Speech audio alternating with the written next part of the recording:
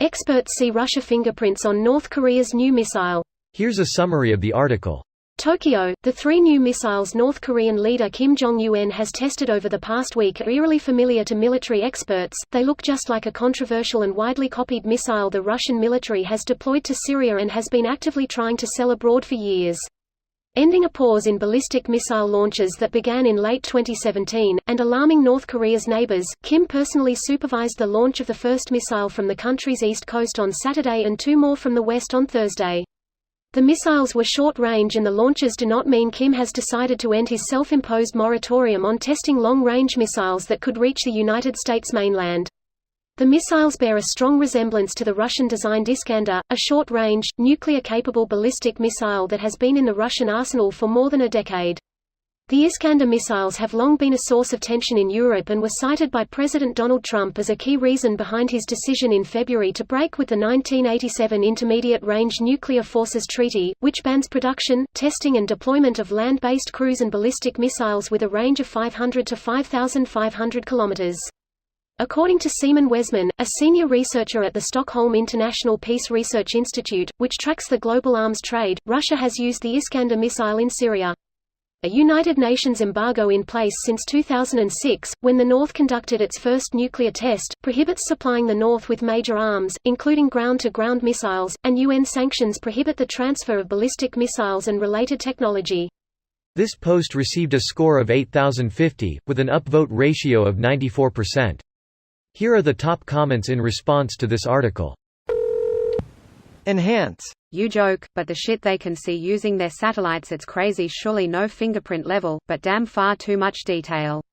This is what a handheld, $500 camera can do. Sorry for the shitty music, couldn't find a better one. Now just imagine the shit you could do with a multi-million device.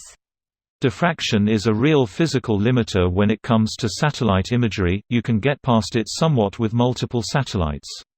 I doubt we can even get a clear image of someone's face when they are looking up. This is commonly used to increase dynamic range by altering the exposure times. Use image sensors that utilize wavelengths outside of the visible range. This data can be used by a computer to further enhance an image, or by itself with false coloring. Similar to using multiple satellites per your posts. Number 1 sounds kind like what I'm trying to do when I move my head really fast to try to see through the gaps in a fence or window blinds. Or through the microwave's front window on some models. Almost like North Korea and the USSR shared tech. Damn, not like as if they shared some influence. Technological fingerprints, not literal fingerprints.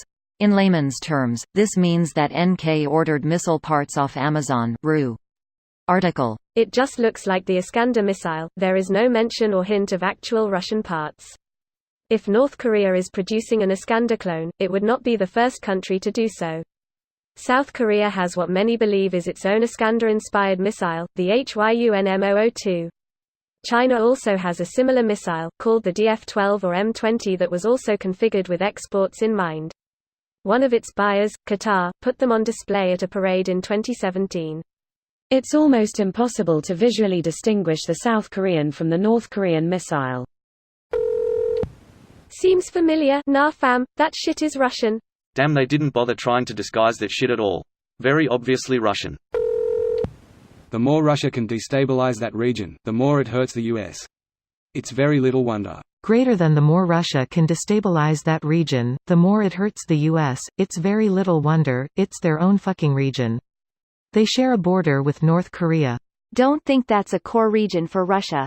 For China and Japan though, the capital cities are well within range.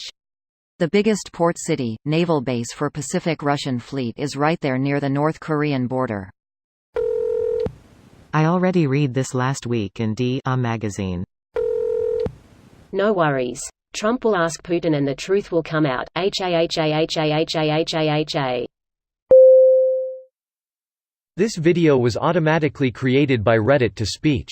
The article and comments in this video were selected from Reddit according to their upvotes, and any paraphrasing was performed by smmry.com, without any human intervention.